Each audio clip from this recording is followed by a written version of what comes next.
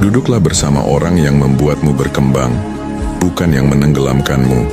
Lingkungan itu seperti tanah. Kalau subur maka benihmu akan tumbuh, tapi kalau gersang, maka benih terbaik pun akan sulit hidup. Karena itu, pilihlah teman yang lebih baik darimu. Dari segi kualitas, dari segi cara berpikir, dari segi semangat hidup. Sebab manusia itu seperti besi. Kalau ditempa dengan api maka ia jadi kuat. Tapi kalau dibiarkan berkarat maka ia akan rapuh.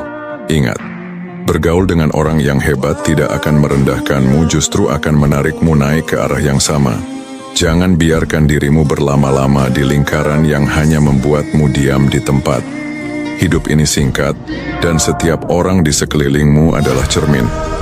Jadi pastikan kamu berkaca pada cermin yang memantulkan versi terbaik dari dirimu.